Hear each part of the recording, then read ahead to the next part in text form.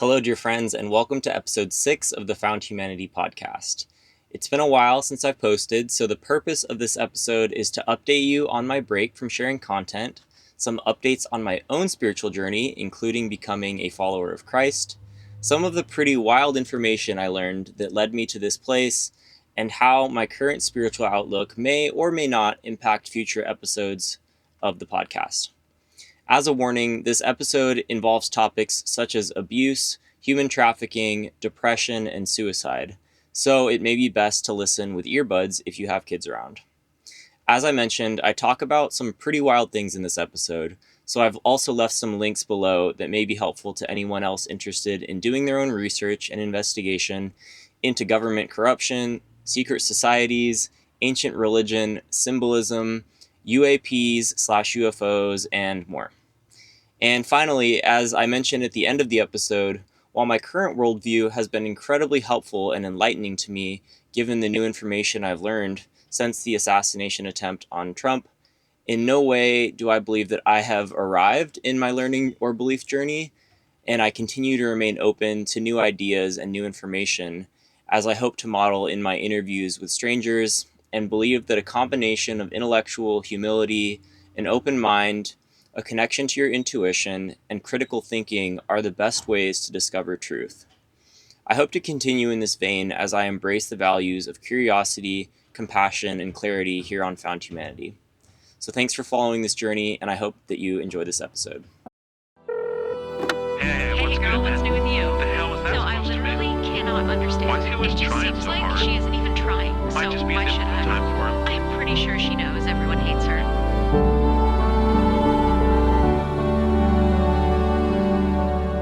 You know, I've never really thought of it that way. I guess I could see that. But then I realized I'm just like her. him.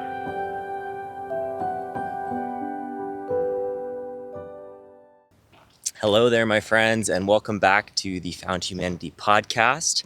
I have been on a bit of a hiatus, and it's been really nice in some ways to just refocus my attention on real life things for a little bit, and to now be getting back to doing interviews and shooting more podcasts, 3 of which are already shot, or maybe even 4. I think it's 4. But yeah, I'm back, and this time we still got the same focus, but a lot of life has happened since I last was sharing. And so, yeah, this podcast episode is to just share a little bit about my life and what I've been up to, and some of the journey this past year has brought me on, including the hiatus and what was going on then, and also spiritually have some updates as well,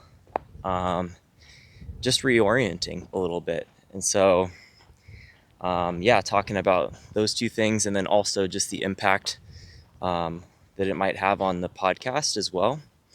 So I guess I'll just dive right in. Basically, towards the end of 2023, I went down to San Diego, which was absolutely beautiful. Got to see some great friends down there and make some new friends as well. And that was a lovely trip.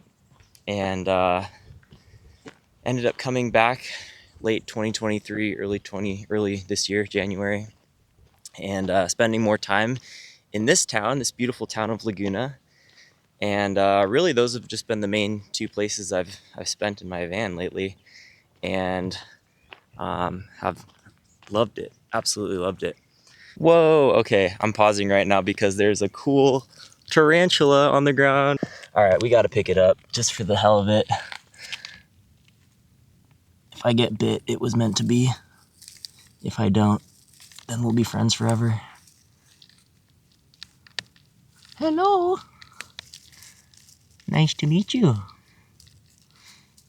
How are you? Would you like to be friends?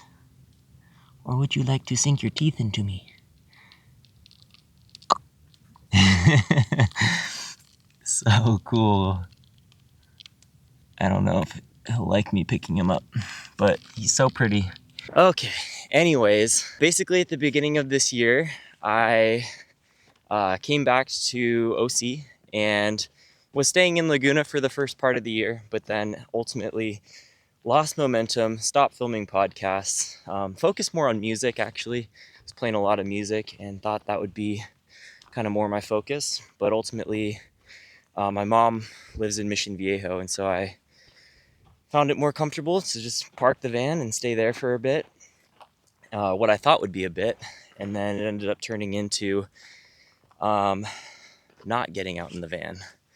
And to me, that was significant because, as I've mentioned, I quit my job in 2023, June, was doing marketing at a payments processor. And since then, I've been doing freelance, which has been nice, but also a lot of work to just keep up my own marketing and whatnot. But in that time between not doing anything and not feeling a sense of purpose with being out of the van, I fell into a depression. And I've had months, or weeks rather, in the past where I felt depressed, and it typically revolves around of existential angst of like, what's the meaning of life? What's the purpose of all of it? And this was pretty similar. Basically, I felt like I had found a sense of purpose in doing the Found Humanity podcast and living in a van, and I learned the word asceticism recently, but practicing asceticism in some sort, or in some sense of having less earthly material possessions and living a simpler life, and focusing on refocusing on things that I think matter to me. And so I found a lot of purpose in that and a lot of sense of satisfaction, just living a simpler life. And to give that up, I didn't even consciously give it up. It kind of just happened as I got comfortable staying in my childhood room at my mom's house, and ultimately kind of giving up on my dream, and my core values, really, I guess, of human connection and what unites us as humans. Something that's been a thread in my life at least since college, if not before then. But that's why I went into mediation and conflict resolution, was to focus on those things and to help myself first, but also other people think about what unites us in the midst of challenging situations like conflict and harm, and to see the humanity in each other and to experience the power of reconciliation and forgiveness when appropriate, of course. There's a time and a place, and that can look different for every situation.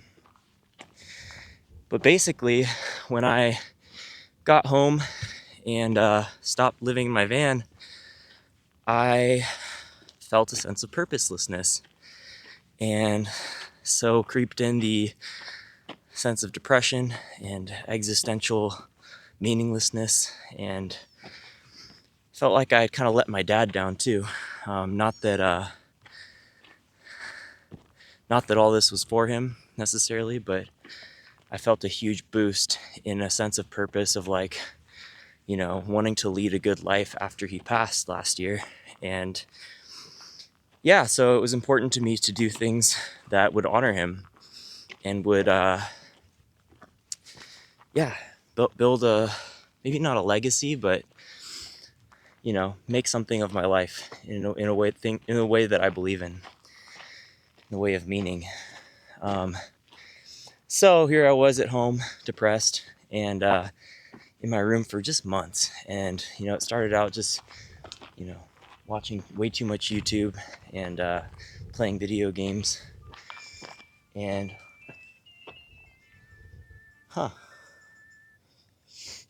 that's ironic. My friend sent me, what just started playing in my pocket as I said that was the Song of Storms from The Legend of Zelda, Ocarina of Time. It was my favorite song when I was a kid, from a video game. And as I was talking about video games, that song started playing because apparently my leg had nudged my phone to play the song, which was in my messages in that text thread.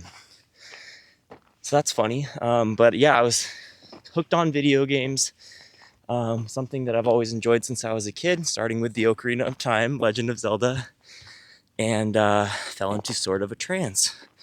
But it was intentionally so, because for me, when I feel a sense of meaninglessness, and I think we can all relate to this probably, but I'll turn to video games and other ways to numb out, we'll just say. And it's a way to kind of not feel anything, right? Because it helps avoid a feeling of lack or a hole of meaning and purpose that lacks.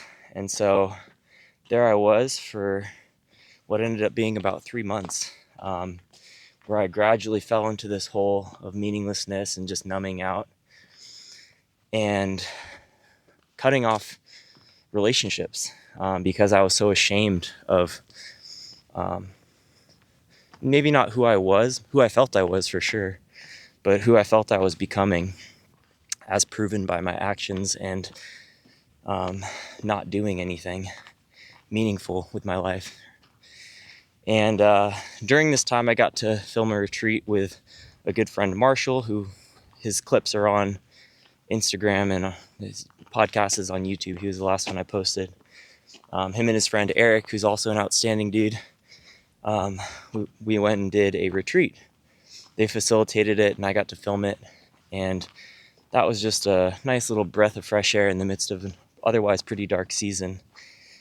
But then shortly thereafter, the retreat fell back into more of a depression. And at this time I was like, you know what? I've had this opportunity to kind of get my bearings again from this retreat. Haven't been able to pull myself out of this hole. And I ended up feeling suicidal and wanting to end my life. And by the way, when I talk about this, I don't mean to encourage or glorify suicide. But for me, it was something that a place I'd never been before, realistically. So it was foreign. But ultimately, I looked into it, and at this time also I'd cut off pretty much all my friendships, even my close friendships, because I was ashamed of my life. But then also, as I got more and more reclused and cut off, and started considering suicide more, I also just didn't want to, it felt instrumental in a way, like that isolation, because I felt like, oh, if I'm actually going to kill myself, then I don't want my friends and family to suffer as much. And so that isolation started to serve another purpose. And so as I'm researching, I look into a forum specifically dedicated to that, and find a lot of information about different ways you can end your life, and ultimately researched the different options that were available and picked an option, and knew how I could get that substance, and got to a point where I knew, what I could expect as far as suffering went, or the process of dying for people who have either died of it or had attempted to end their life unsuccessfully, and what the after effects of that were for them. And so I had a plan. I've never been in that place before. That was new.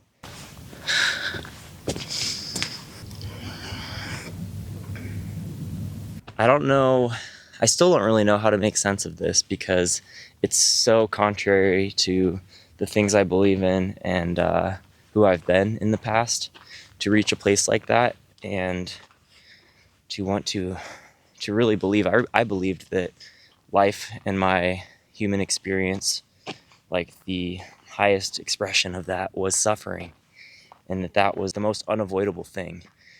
Life is suffering, and just a really, really dark place to be in. And I'm sure we've all experienced something similar to that of some degree, feeling like, the suffering you're experiencing in the present moment is overwhelming. And, especially if it's a returning thing, right? If it's a returning theme of whether it's shame or regret, or regret about decisions, or hopelessness, or self-condemnation. Things that are all human experiences, by the way, just a part of life, and have a place in life. But if you feel like those are like recurring, and you see it materially happen in your life, it can be pretty discouraging. And so it takes a conscious decision to move forward when you're faced with those things. And at that time I didn't have that. And so ultimately I ended up looking into metaphysics and the afterlife, because I wanted to know what I could expect if I did decide to kill myself. And that was the main thing that was holding me back. It had been about 3 months since I'd kept in touch with friends apart from that retreat, and just wanted to know, or explore what people thought about the afterlife. Now, I grew up Christian, so I was most familiar with the idea of heaven and hell, but was unconvinced by that idea of heaven and hell, and still don't know what to think about that. Although, spoiler alert, I became a Christian. But going back to thinking about the afterlife, I was looking into and most strongly considered the idea of reincarnation. The idea specifically appealed to me because I've always been a really empathetic person, natural empath. So the idea of reincarnation made a lot of sense to me. There's this theory, you can look it up on YouTube. It's called the egg theory of reincarnation, something like that. And there's this channel, Kyrgyzstat or something like that. It's like this animation channel. They have a really cool video that explains it really well. But it's the idea that you live every other conscious being's life, or at least every other person's life. And it's in the journey of, living every single possible life that you gain understanding and you gain wisdom. And this reflects, I believe, Hinduism. Not an expert in it, but this idea that we live many lives and that we learn lessons in these lives, and they help us reach a more enlightened state of being. They help us along our spiritual journeys, and the suffering's part of that. But the whole idea is that in your final life, you will have learned the lesson, or reached a certain enlightened state such that you don't have to live any more lives. And so I certainly didn't feel at the time that I had reached that state of enlightenment per se, but I certainly felt suffering, and I didn't want to experience suffering anymore. And so I was researching, how do I not reincarnate when I die and not experience life again, because I believed that life fundamentally was suffering, and that was like the most defining aspect of life. Okay, we got another little intermission break because we found, I think this is called lemon berries or something like that, and they look like they're ripe. They're these little red berries, and they're covered. You can probably see they're glistening because they're covered in that goop they produce. So I'm gonna have some right now.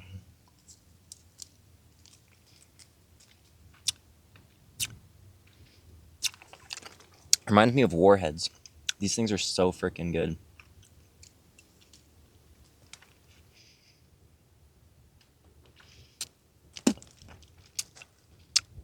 Those are so good. Man, little Bear Grylls moment. Catching spiders, eating lemon berries, whatever those things are called. Don't eat berries on trails, kids, unless you know what they are. So, dark place. Was thinking about reincarnation. Was thinking about, how do I, not do this again, this life thing. And there's this one theory, and it was developed. I don't know who it was developed by, actually. I was reading about some physicist who thought that this was true, but basically the belief goes that, in these near-death experiences, which I was looking into as well, that people see a light at the end of the tunnel, or they feel like they're in a tunnel, And, as they're nearing death or have died and come back to life, they see this light, and people go towards the light generally, right? And so some people describe seeing, like my mom's had one of these where she saw relatives and got cut off here and just realized that I missed the last 30 minutes of talking. But in other news, check out the squirrel if he stays. Yeah, what's up, buddy? Hi there. How you doing? How you doing, dude? Thanks for saying hi. Nice to meet you. Do you think I have food? So I'm looking into near-death experiences, realize there's a lot to be said and a lot of credibility for this idea of tunnels and light at the end of the tunnel. And my mom's had one, and she's been a believer in heaven and hell since then. So I don't know what to make of it, but I think, a lot of people have these experiences. I know there's also a connection with DMT, right? Like the pineal gland. Oh, there's a snake right here. Look at that. Whoa, and he's got a lizard in his mouth. That's freaking awesome. It's not even just a lizard, it's the blue-tailed kind. That's so sick. Look at this thing. Wow. I'm gonna try to catch. Oh, he let him go. He let him go. Look at that. There goes the lizard. Wow. Guys, that was so cool. Oh my gosh. Wow. That might be symbolic. Um, yeah, since all this has been going on, I've had so many synchronicities over the last year. Starting to become a little bit of a nut job, and I'm okay with it because I'm like, I think there's something to be said for these synchronicities. The snake catches the lizard, drops the lizard, releases him from his grasp. I don't know. We'll have to think about that more. But basically, back to the near-death experiences. Didn't know what to make of them, and yet I also knew that there's a pineal gland that releases DMT as you die, right? And it's a psychedelic experience, and there's this interfacing between different worlds. And so I thought, what about that? And I ended up looking into a theory that said that when you see the light at the end of the tunnel, you have to run away from the light and remain in the darkness. And the whole idea behind it is that your reason and your rationality and your ability to acquire wisdom and gnosis, and ascend, basically, should lead you to realize that light is a deception, and that light is the antithesis of divinity, and that to remain in darkness is to claim your own path, basically. And so that was his belief. I forget his name, but I'll link it. And I couldn't do that. I realized I'm not destined for darkness, and I'm not destined to... I've always had a very independent way of being and thinking, and I've always relied on myself, even up to the point of building a van and living out of it, and just kind of doing my own thing. But yo, what's good? Welcome. There's a little snake up there. He's so cool. What's that? There's a little snake around the corner. What kind of snake? It was one of those thin racers, but he had a lizard in his mouth. So if you see him, yeah. Killer. Hell yeah. Have a good one. Thank you, bro. Thank you. Okay. We're back. I decided not to end my life because of this. Ultimately, I realized I don't want to, choose my own path. Choose your own adventure in that way. And so I was very bummed at first because I really didn't want to be here anymore at that point. I decide, I can't do this anymore. And universe, God, whatever is out there, I was agnostic at the time. If there's anything out there, please guide me to the next thing, because I don't have a plan. And I don't know how to, rescue myself or save myself out of this. And nothing happens for a week. I'm just doing nothing for a week. And then still feeling depressed.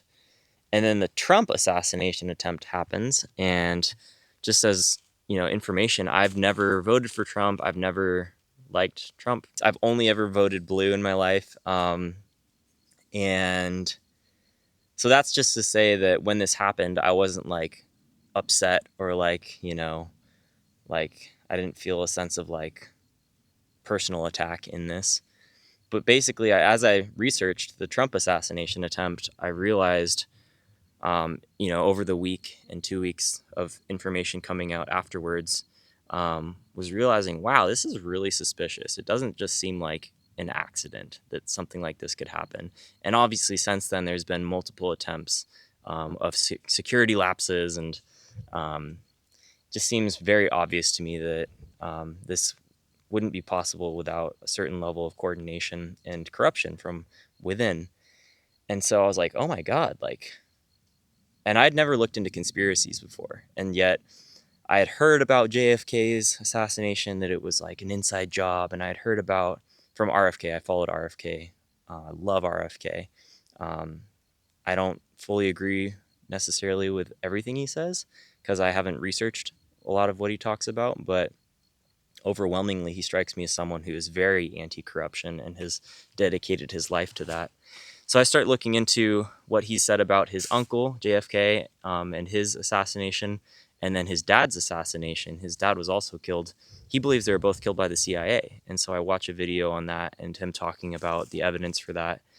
And then I start to research the CIA, and I start to research not just them, but the intelligence agencies in general and how they were formed and the type of work they do and the way that they use information gathering techniques they have to overthrow governments, foreign governments, organize coups, and just organize resistance in other countries, and basically like gaslight entire populations into doing whatever they want. Obviously, there's interagency connections of like intelligence agencies, but they're also very closely connected to aerospace and defense industries, which is like the military industrial complex, which is like the economic powerhouse of the United States. And so it makes sense that, these things would all be connected and working together to ensure that, power remains and wars go on and all that shit. And so I end up going down the conspiracy rabbit hole, right? The depressed 32-year-old living at mom's house, researching conspiracy theories. That was me, right? Shameless plug. Do it. If you're at that point in life, you need to do it, do it. That's not to say I believe everything I read. I certainly don't. I still retain the same amount of skepticism towards everything that I always have. I'm a pretty analytical type person, so belief isn't something that happens very quickly or easily for me. So as I'm researching aerospace and intelligence agencies, I start looking into the history of the United States and realize just how many, like the connections that these things have to occult and esoteric practices, like spiritual practices or just groups. And like the founding of like JPL had connections to Aleister Crowley, who is like a famous Satanist, and practiced occult rituals, like blood rituals, like potentially like abuse, and like you can look into like satanic ritual abuse if you want to understand more about what that's about. But the whole idea is that people, with connections to power are also involved in like these esoteric groups. And so I thought, that's weird. And then I started seeing more and more connections to Freemasonry pop up, which is a secretive group. It's a brotherhood for men. And there's all these symbols. And I realized, oh my God, like I think over half of our presidents have been Freemasons. And it's not talked about much. And I think a lot of our founding fathers were as well. And so I'm like, what the heck is this? And so as I look into it, it seems like a really cool group, right? Like in colleges, there's like the Greek societies, and you can join a fraternity. And then, sometimes those can be like funnels into, or a first experience into like, initiations and rituals and things that like, right, you do things that you're like, probably shouldn't do, but that are embarrassing or even like not good, or maybe even illegal.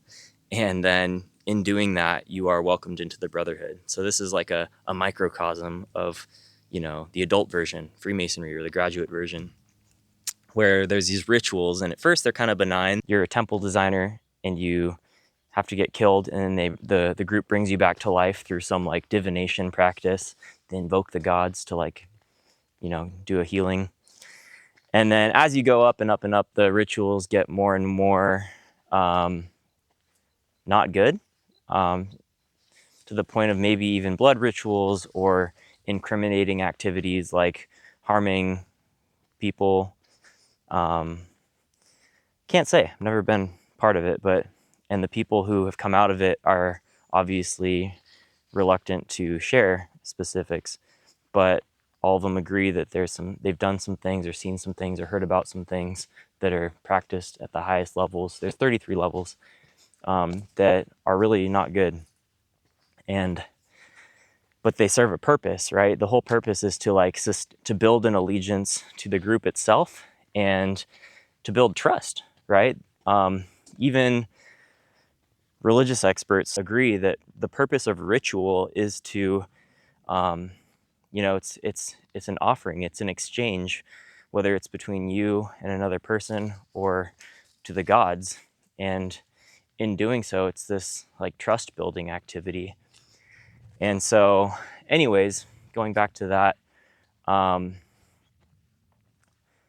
started researching about satanic ritual abuse and some of the darker forms of occult rituals, and then started looking into like human trafficking and went down conspiracy lane, let's just say. And to be fair, like, let's just say I don't firmly hold any position on like the government's involvement in human trafficking or what they do with these trafficked children. Some people will say that, human sacrifice is like deeply a part of all this, and child sacrifice, and, that within Hollywood, people sacrifice their family members and loved ones as a way to progress their career. And there's all sorts of different ideas about the ways in which these sacrifices occur in order to, people talk about selling their soul to Satan and stuff. I don't know. But now I always thought that was like nuts, right? Because I didn't believe in metaphysical anything. And then after all this, I'm starting to go like, well, maybe there is this metaphysical world that, where sacrifices and, plays a role in it. Wow, look at this rock. There's a cool little rock right here. Oh, no, it's tar. It's sap. All right, so fun fact, I went and researched sap and wanted to know if there was a synchronicity happening here. And sure enough, in ancient times, sap was seen as a symbol of life force for trees, much like blood is for humans and animals, and some cultures equated it to blood itself. And frankincense and myrrh are derived from tree sap and were used in ritual offerings to gods in ancient cultures like Egypt, India, Ethiopia, East Africa, Sumeria, Assyria, Babylon, Arabia, Greece, Rome, and Israel. This also reminds me of the story of the Magi who brought frankincense and myrrh to Jesus after he was born. I believe they were Zoroastrians, but I could be wrong about that.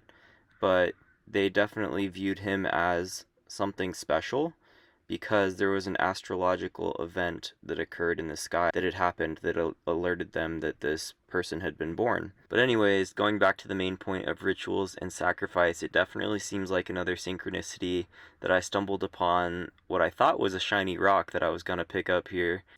Okay, it's not a rock. That thing's sap. Isn't that cool? It's sticky.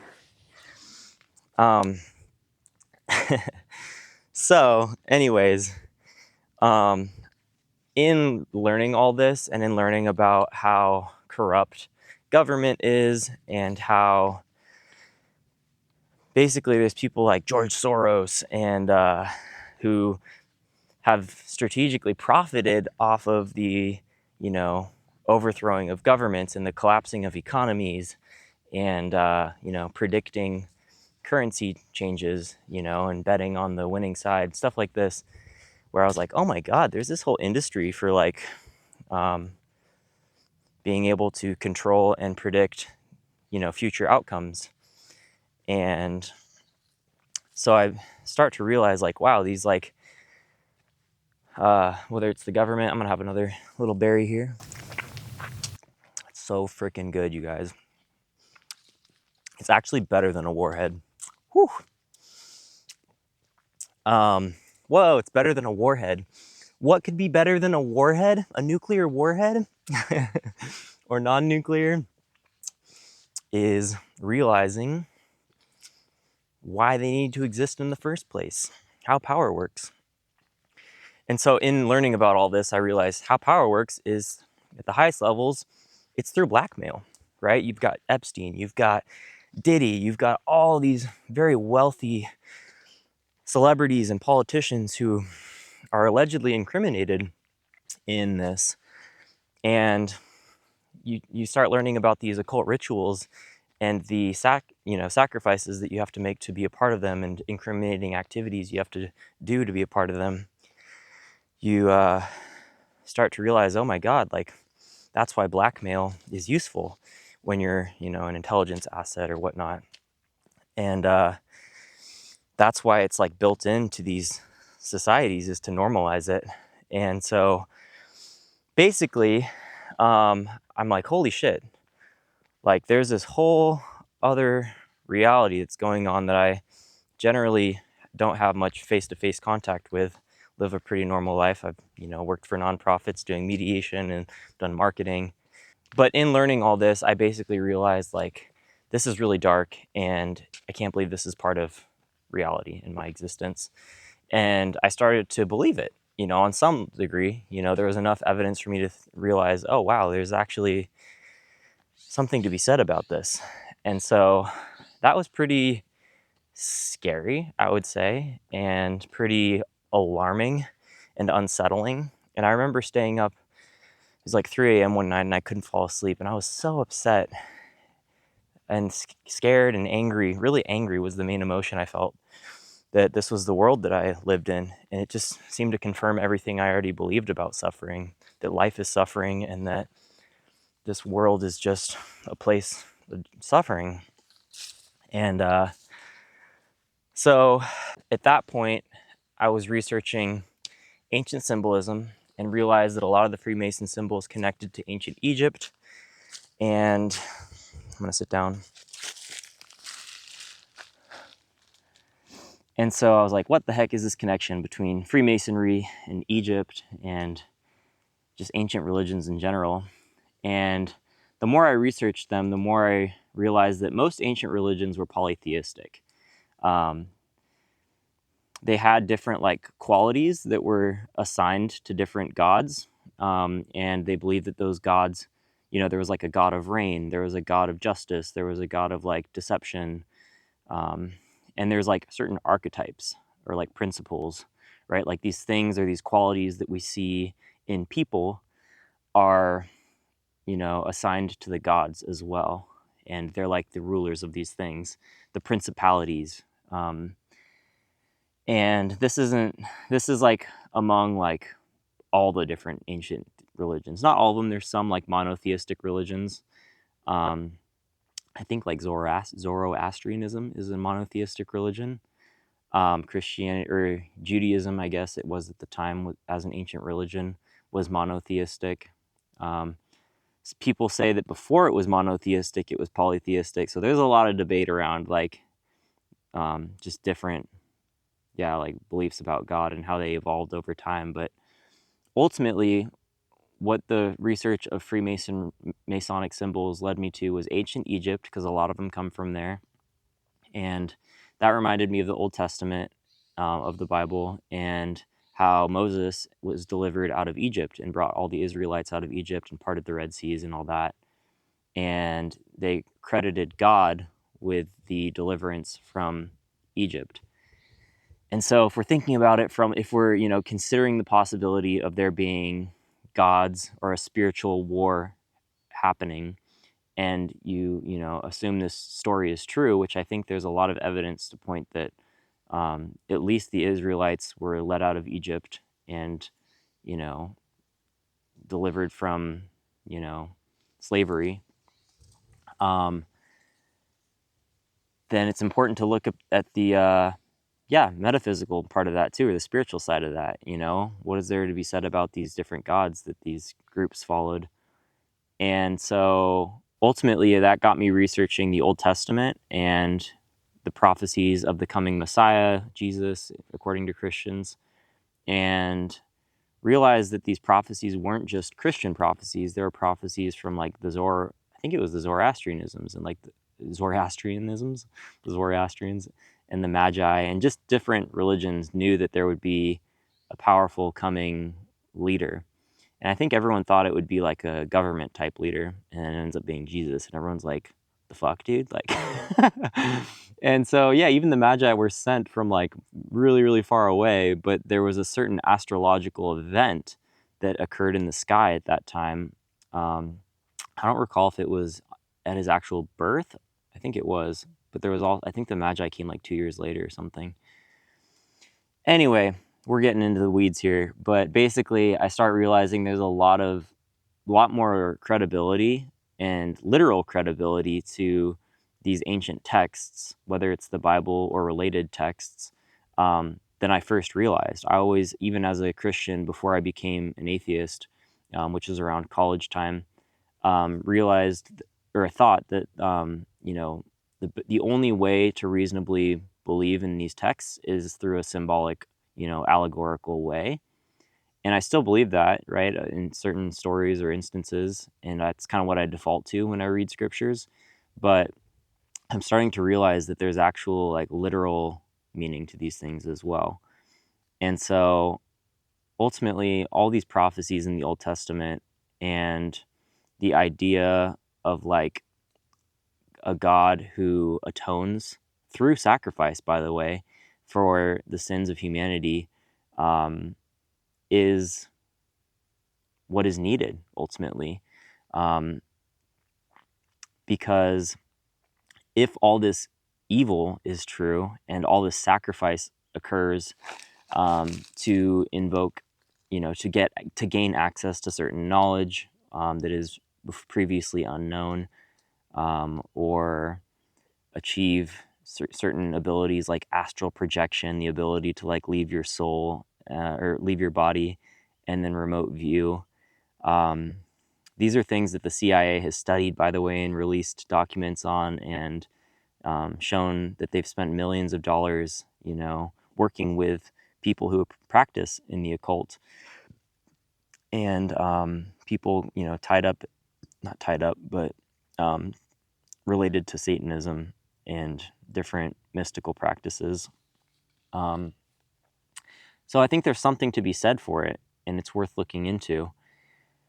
And but I thought, what's the opposite of that? If all that leads to such dark places and power and blackmail and all these things that I want no part of, what's the opposite side of that? And here's this idea of God and this story of God, and person named Jesus, who, according to the Bible, claims that he was God, and he says, hey, people, like, this is a pretty fucked up situation that you live in, and your nature pretty much takes you to a pretty dark place, which I experienced firsthand, and make your sin can be overwhelming.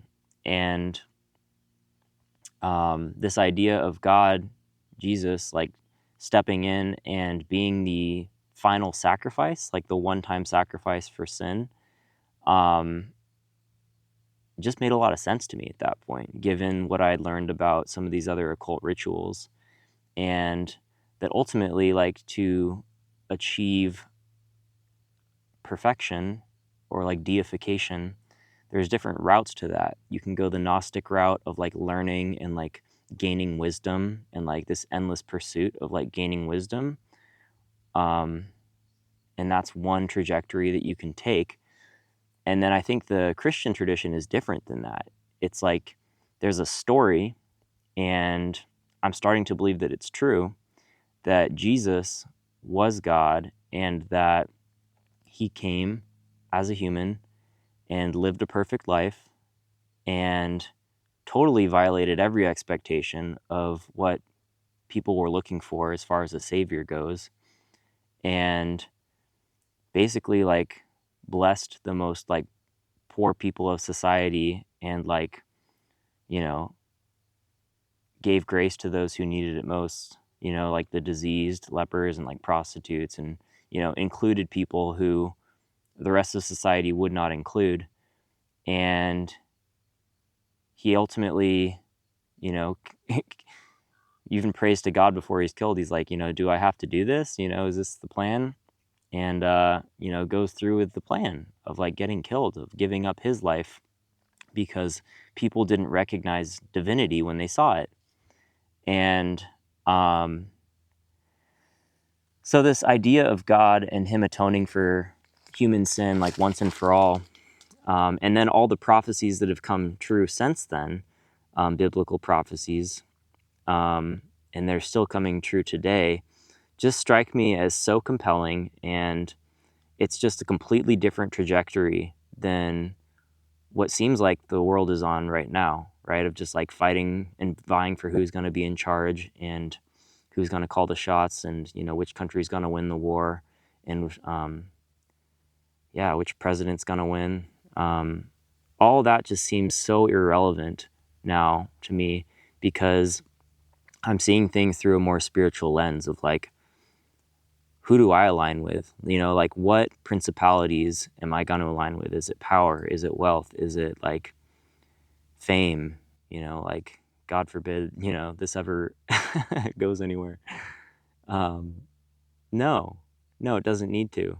It's like, I realized at that point, like when I was suicidal, like I wanted to end my life, for all intents and purposes, I should be dead, but by the grace of God, I didn't kill myself, and I'm here to share about it. And the reason why is because of the synchronicities that I believe God orchestrated. It wasn't through evangelism. It wasn't through, of course I had exposure to Christianity growing up and stuff, but, and knew pretty well like the main message of it, but it was just through my own experiences and making sense of them that I realized like, who I want to be in the midst of this. And all of a sudden, when I saw things through a more spiritual lens, I started to feel a sense of meaning again. Because before and during the depression, I felt such a deep sense of meaninglessness, that I'd lost all sense of purpose and meaning, that I'd like forsaken my true calling, and that I was the only one who could like step back into my righteous path or my correct path of meaning, that I'd basically given up on, as evidence of by my actions. And so when I viewed it from the lens of like, there's a spiritual war going on, and that people are aligning themselves consciously or unconsciously with certain ideals, principalities, gods, you could say. They're worshiping things that are not the true God. Then it all starts to make a little bit more sense to me. And that said, I'm a Christian in the sense of like, I follow Jesus.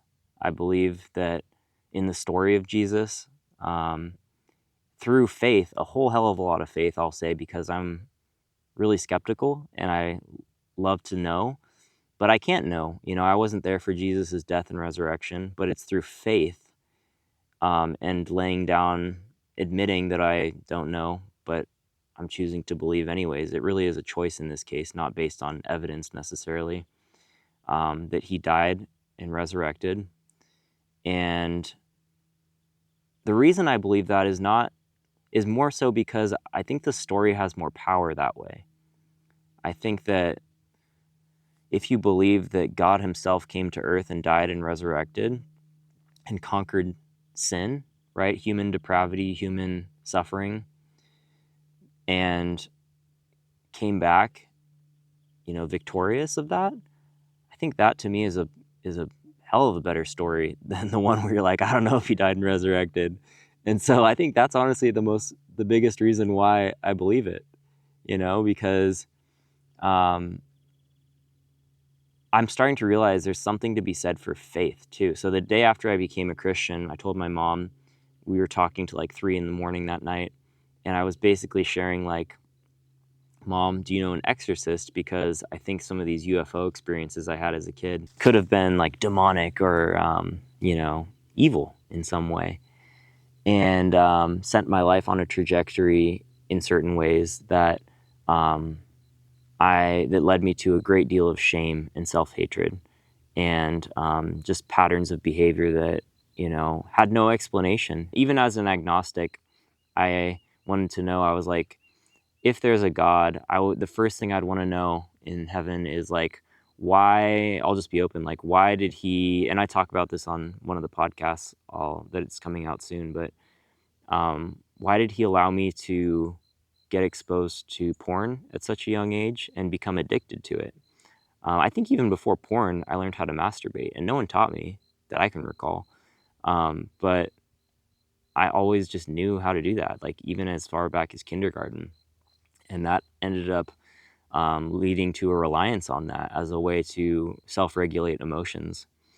And since then has been probably the greatest vice and for self-regulation tool that is unhealthy and unhelpful ultimately, and one that I actively work against throughout my life, but especially now.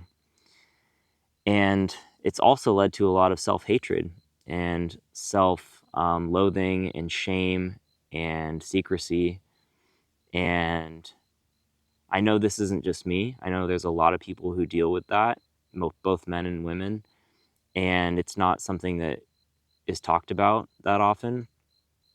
Um, but that's the thing that I wanted to ask God, even as an agnostic person or as an atheist, someone who believed that, yeah, it's very unlikely that there's an afterlife. But if there is, here's what I'd ask. Why did that happen? Why was that beyond my control, beyond my, I always say it was before the developmentally normal time to have discovered that and to have become basically addicted to it. So that's always been a question of mine. Um, and I know that sin, in a general sense, right, suffering and not following the way, the right path, the path of meaning, the path that aligns with who you're meant to be and who we're meant to be. I think that is an objective path, right? It might look different for different people because we have different qualities and different lives and different, parts of our life. But I think there's a lot of commonality in that. Hey guys, I was just editing and rewatching this part and wanted to add an important detail that I left out, which is that the day after I accepted Christ again and decided I wanted to follow him and was realizing the significance of who he was and is, um, I ended up telling my mom. Well, actually, after I accepted Christ that night, after I did all this research on Christianity and prophecies and the Messiah, I was actually pretty frustrated. As I think I mentioned, I was pissed that I was a Christian again because I never thought that would happen. I thought it was totally foolish. And to be fair, there's still a lot that I don't understand or don't agree with or believe in about certain aspects of Christianity. But the core aspects of it are the parts that I believed in. And so I was like pissed. And then um, that morning, it was like 7 a.m. after I finished researching and the sun was rising. And I had received a lot of symbolism and weird synchronicities regarding hawks and birds of prey after my dad passed. And you can call this like what, placebo, or like the bias towards like seeing things that, looking for signs type thing. So I know there's that aspect of it. But found a lot of hawk feathers, things that, 2 days, the 2 days after he passed, I saw hawk feathers. His like Boy Scout name that we did growing up was Bald Eagle, or no, Gray Eagle, and I was Brave Eagle. And so yeah, I was this connection to like birds of prey kind of reminded me of my dad. And the first time I visited his grave, I had seen a hawk that literally flew like almost over my shoulder. It was so close. And yeah, it was the first time I visited that happened. And so that morning I accept Christ and then go outside, and all these different types of birds were like in the backyard. Morning is when, a lot of birds come out, but they were just all different types. There was like robins, there was sparrows, finches, wrens, and then like this bright yellow bird that likes to eat these grapes in my mom's backyard. and just beautiful, beautiful birds. And then there was like geese flying over in flocks. Just felt like a freaking like Noah moment or something. Like, was I supposed to collect them and put them on an ark or something? um, but then ultimately, I was thinking like, I wonder if I'll see a hawk, and something I've realized in paying more attention to synchronicities is that when you like try to will something to happen like that, it usually won't happen. You kind of just have to surrender to God or the universe or whatever. Um, I'll just use the language of God in this case, but so I kind of, I was like, yeah, if it happens, great. If it doesn't, no big deal. I kind of gave up the attachment to it, and then, sure enough, and I was crying. I was dog sitting my aunt and uncle's dog at my mom's house, and was crying. These dogs are like, "Are you okay, dude?" Like pawing at me, and I'm just like full on crying. And then I look up, and there's this tree in the backyard, in the neighbor's backyard, super tall tree. And at the very tip top of this tree is this giant hawk. And literally, when I looked up, he was looking down at me. So that was just such a rad sign. And then also, my dad used to sit in the room that was right next to where I was outdoors in the backyard. And he used to use this little box that like would slam shut. And he would keep his nail clippers in there. He liked to, trim his nails a lot. And that whenever he was in there, we'd hear it closing, and no one was awake at this time, but I heard the box close. So for what it's worth, I heard that. That was wild. So that's all crazy stuff that happened. But then the most important thing that I wanted to share was what happened that night. I ended up sleeping during the day, and that night I told my mom, "Hey, mom, like I'm a Christian again. You won't believe this." And she's crying, I'm crying. So yeah, at some point during that discussion, we start talking about these synchronicities and some of the different things that I had been learning about government corruption and secret societies and just really dark things, and how that led me back to Christ. And it reminded me, UFOs. I'd always kind of kept up on UFOs and different reports of that. Obviously, David Grush went before Congress recently, and he was, had a high military clearance and testified that there are secret programs studying, different crafts and maybe even, biological organisms that have been discovered on the crafts. And he wouldn't say much more than that, but this is now becoming a more major news story. And this is something that I've, taken an interest in ever since I was a kid, having had a couple like dream, kind of like lucid dream, kind of like half awake, half asleep type situations that involved UFOs. And those left a lasting impression on me, and kind of a traumatic type of experience for sure. Like it definitely singed some things into my memory. Some of them were painful dreams as well. Like I woke up in pain, and one of them I was basically had this like feeling of dread, a nightmare where I was like walking through my parents' house and basically like was looking for my family. I couldn't find anyone. I looked in like all the rooms, and then I finally went into my parents' room. It was the last place I checked, and then there was no one, in the main part of the room. And then I went into the bathroom, and then when I looked in the bathroom, it wasn't a UFO, but it was this like blurry pitch blackness that was like three-dimensional, and it had this like energy, like a dark energy. And as soon as I looked at it, it was like I froze, my body froze, and then I just started like gravitating towards it, like, and then basically it sucked me into the darkness, and that was inside of my parents' shower.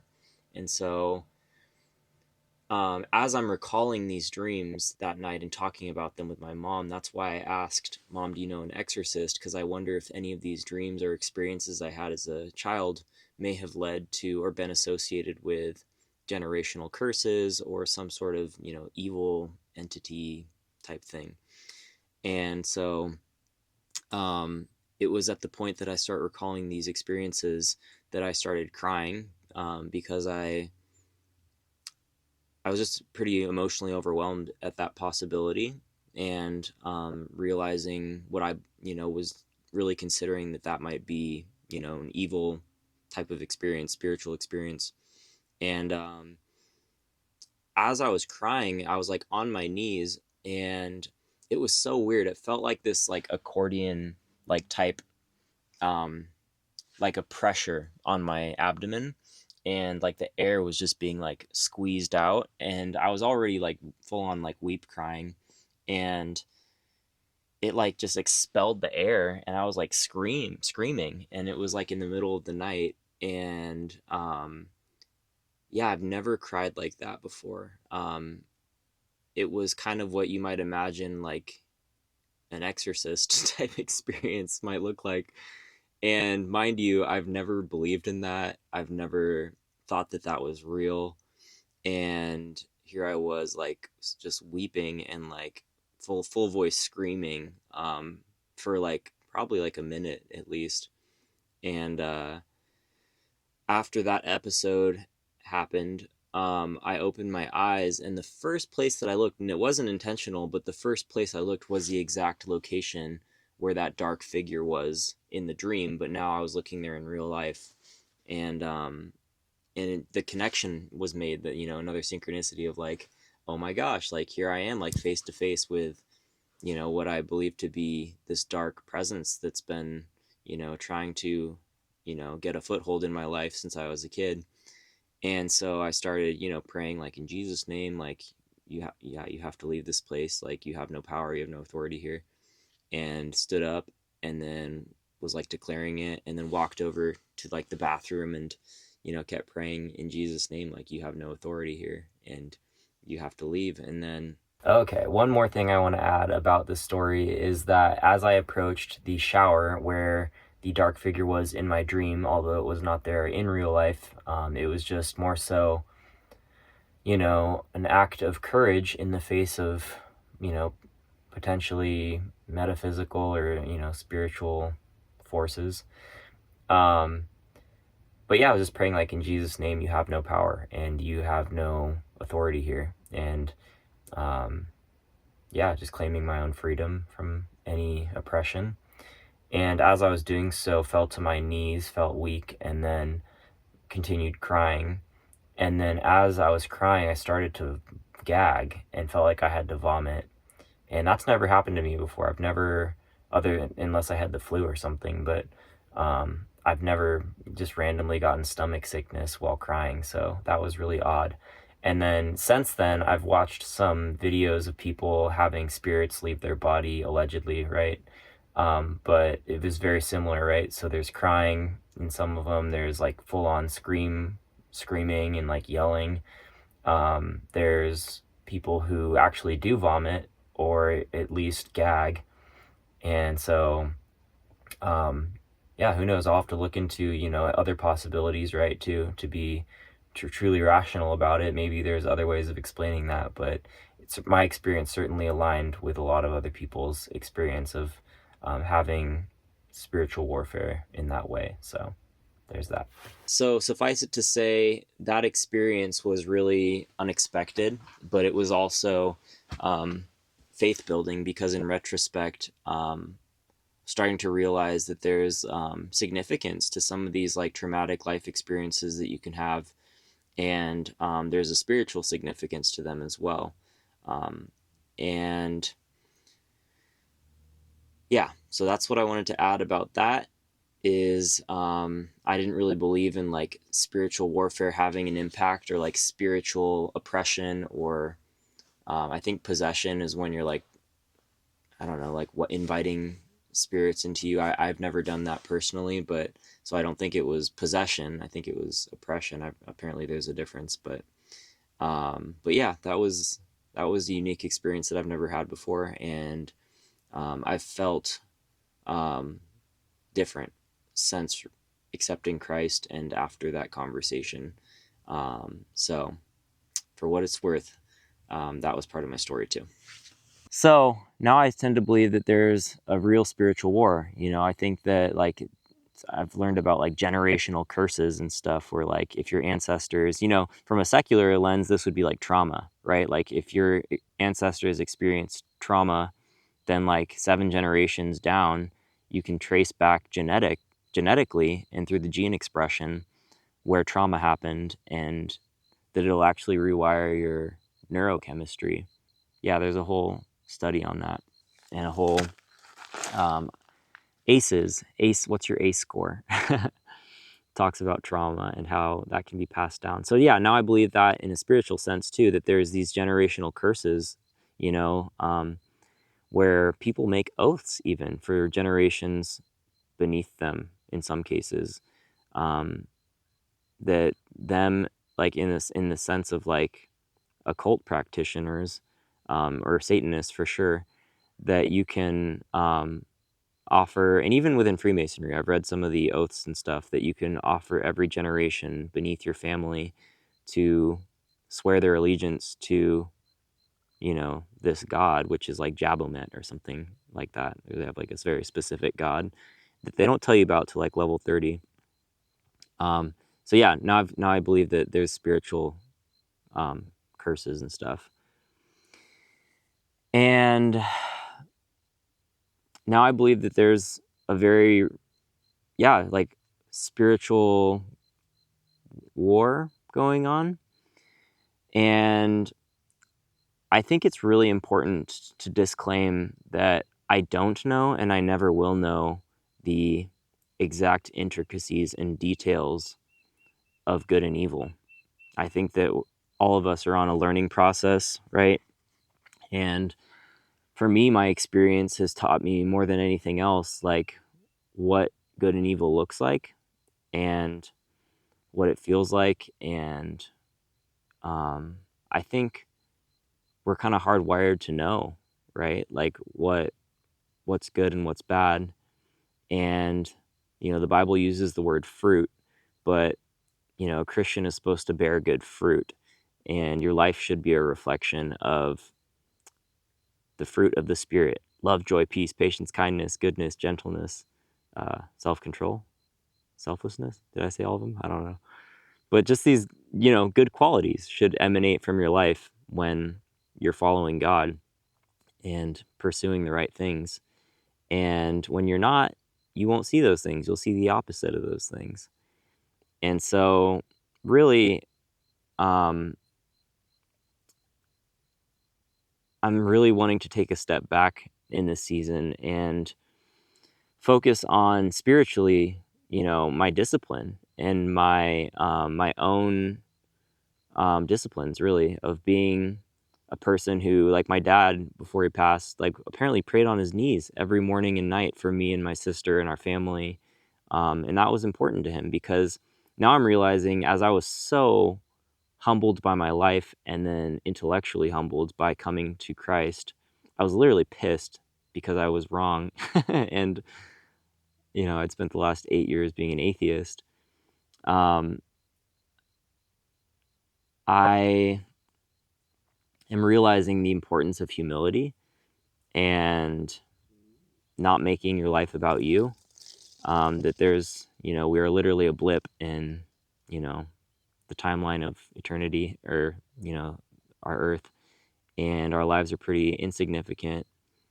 And yet I also believe that, God cares about each person and that we're made unique and special and that we all have a purpose. And it's a journey to find that out, for sure. And it's even scary to commit to that purpose when you realize, oh, this is what it is, or, this is where God's leading me to be, but I'm scared to commit to it. Yeah, I'm on a rabbit trail. I forgot what my main point was, but oh yeah, my dad prayed on his knees. And so I'm starting to realize that I want to do something similar, right? Like I've been praying, I've been off of it the last couple of weeks, but when I first became a Christian about 4 months ago, every morning and night I was praying on my knees and starting and ending each day in prayer. And there was such a groundedness that I felt in that.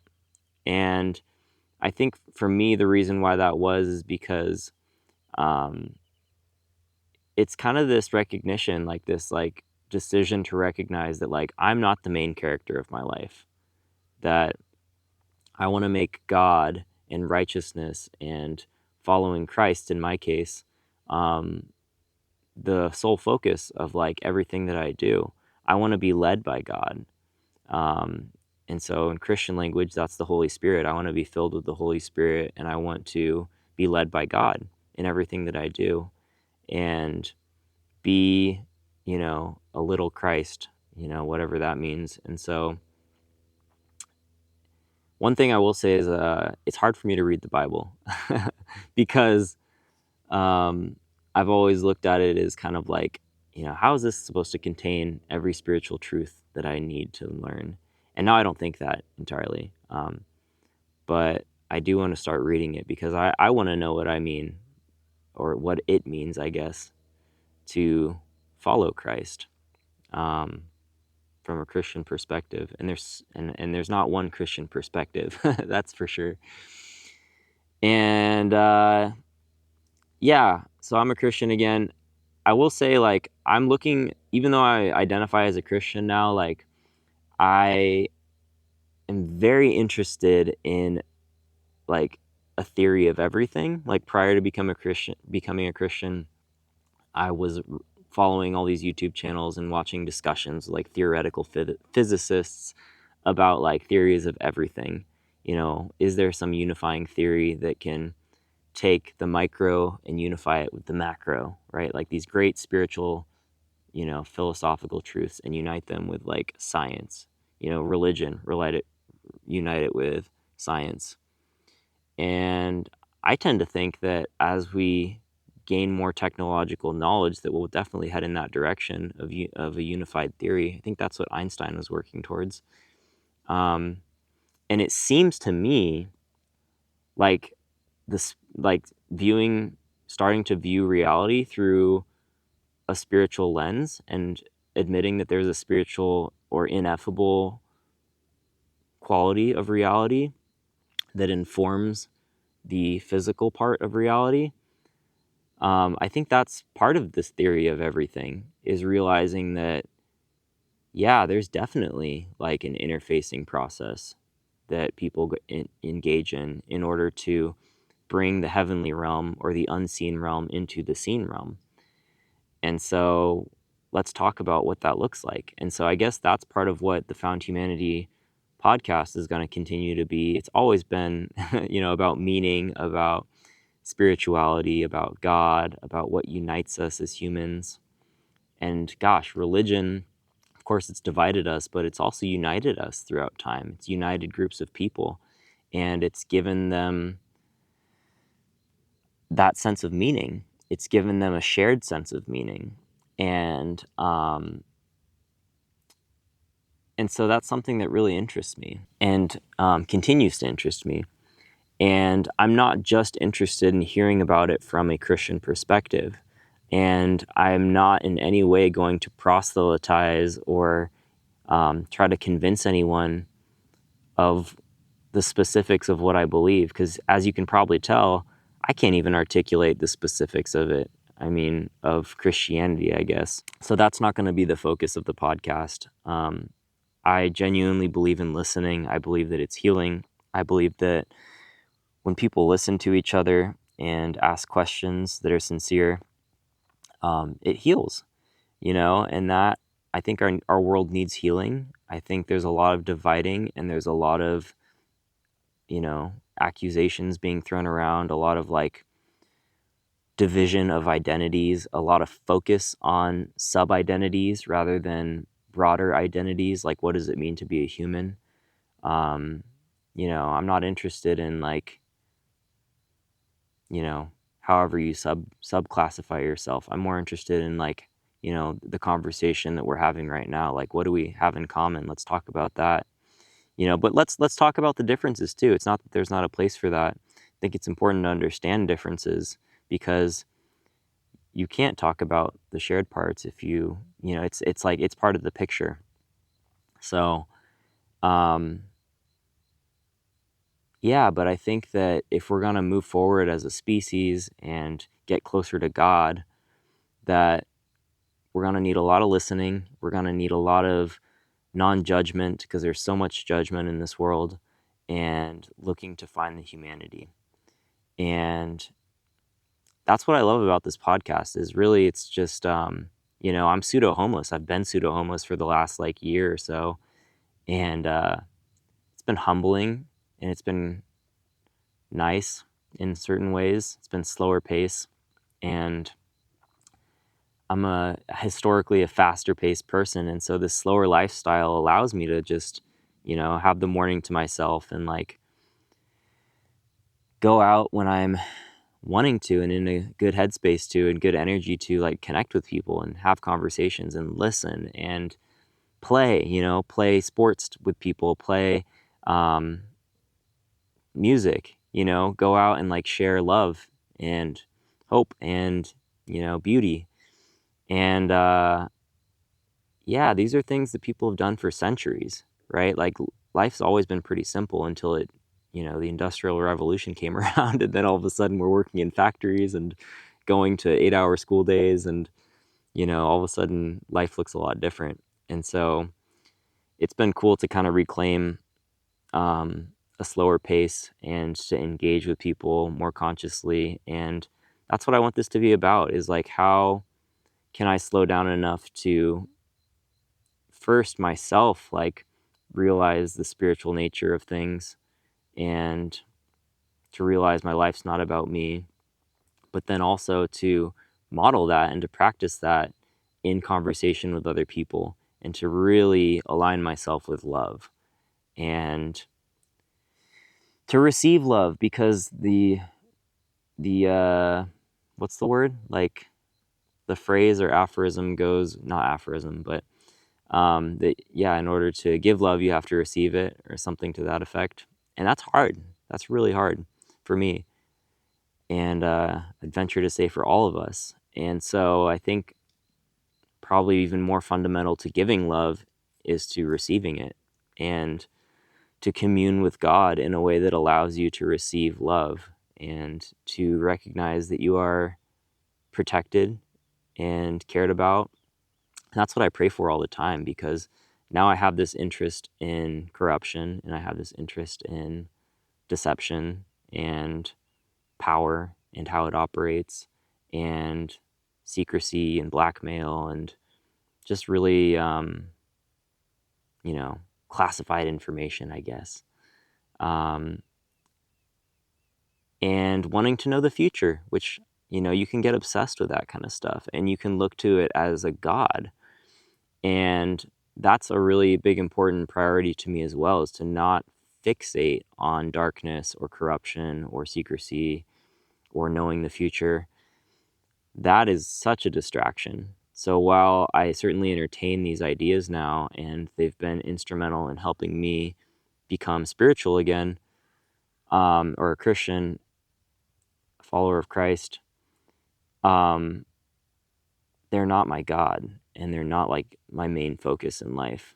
Ultimately, I want to invest more time in communing with God in prayer, and in service, and in giving my gift to the world, which is listening, right? Like that is something that I think God has uniquely instilled in me, and something that I want to give to the world as I continue to do this podcast. And so, yeah, I just really want to give people of all different backgrounds the opportunity to share their stories, and to share their experiences, and to process on whatever level they're comfortable publicly doing some of the more illuminating aspects of what's made them them, some of the more unique things.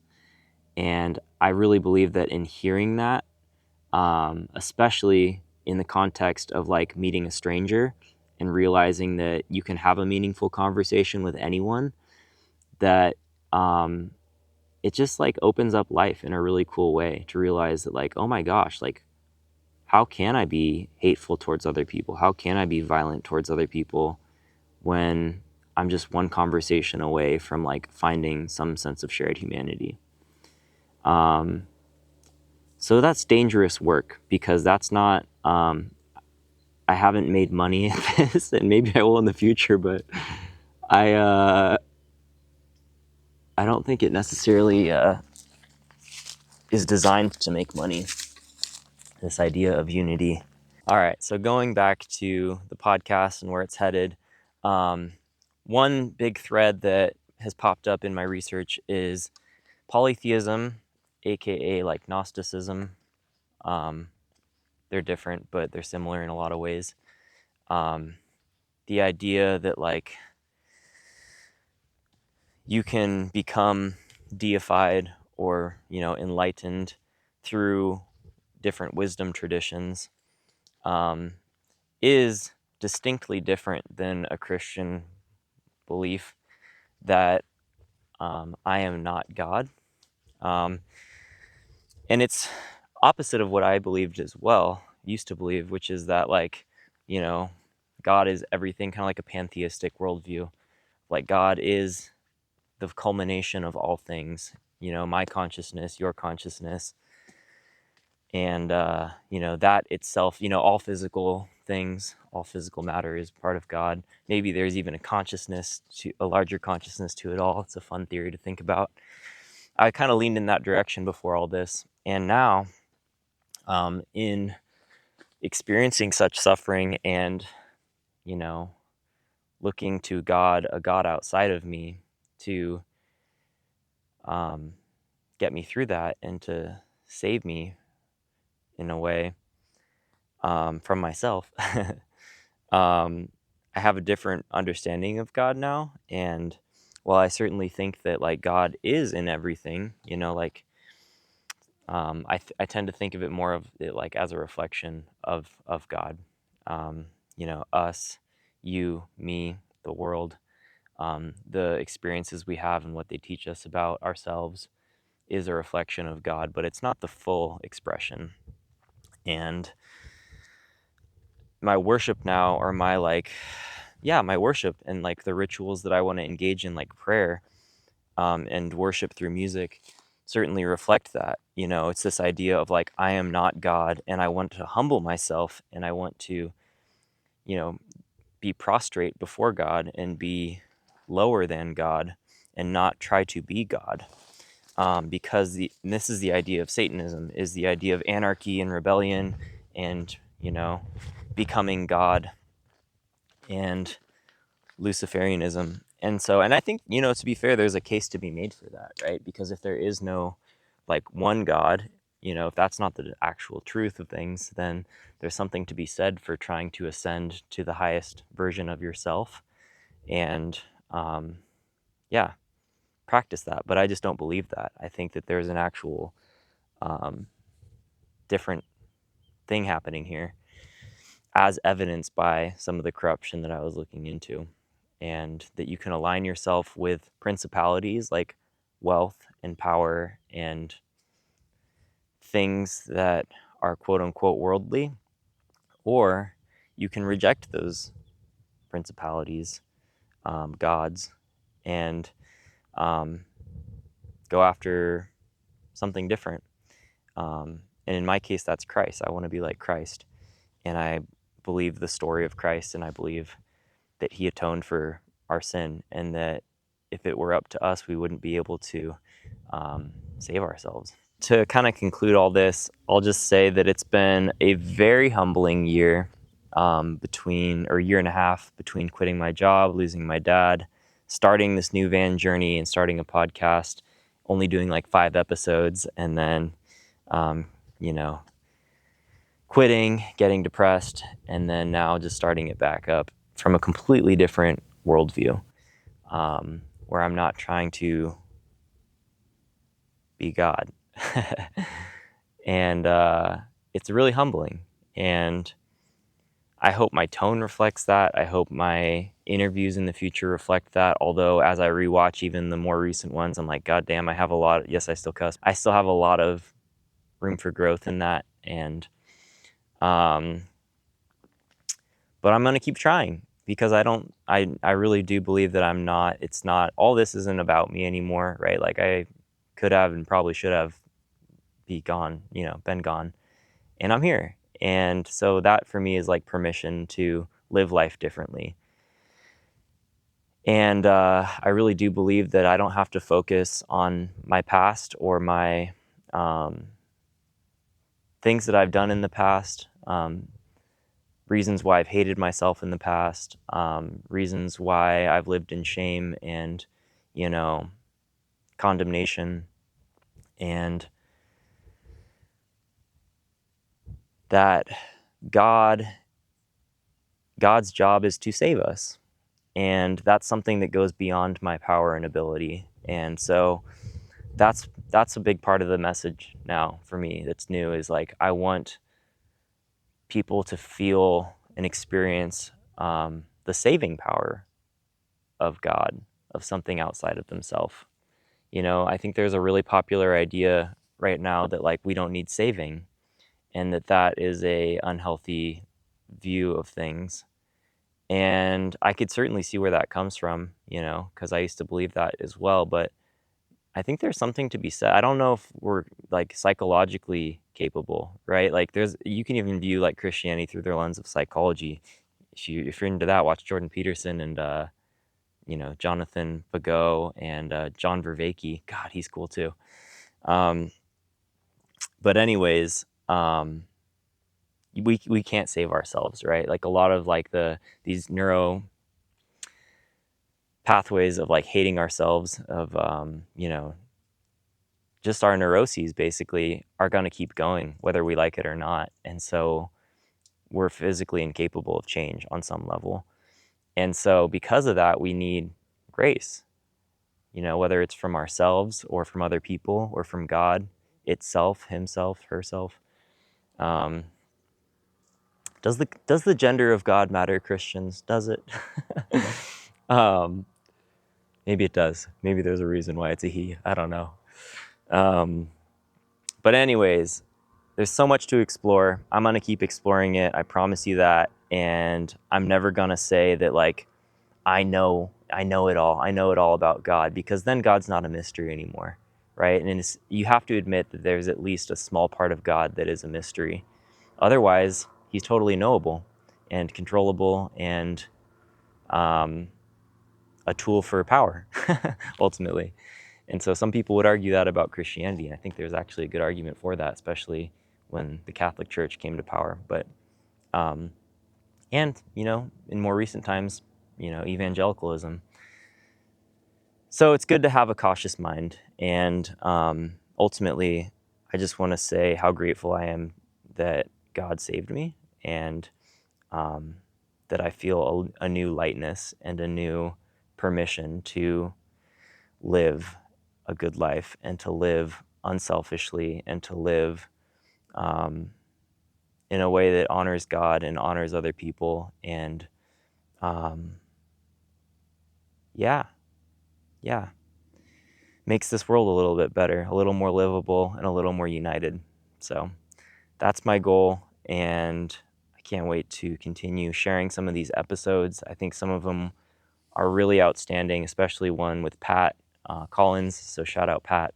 All the others are great too, but I really have a special place in my heart for Pat. So keep an eye out for the upcoming episodes. They've all been filmed in the past, obviously, some of them like almost a year ago. So thank you guys for listening, for those of you who ended up watching this. And I really appreciate you following one journey out of many, and not just my journey, but many people who are on the podcast and sharing their stories as well. So thank you, and I hope it is a blessing. And we'll see you in the next episodes. See ya.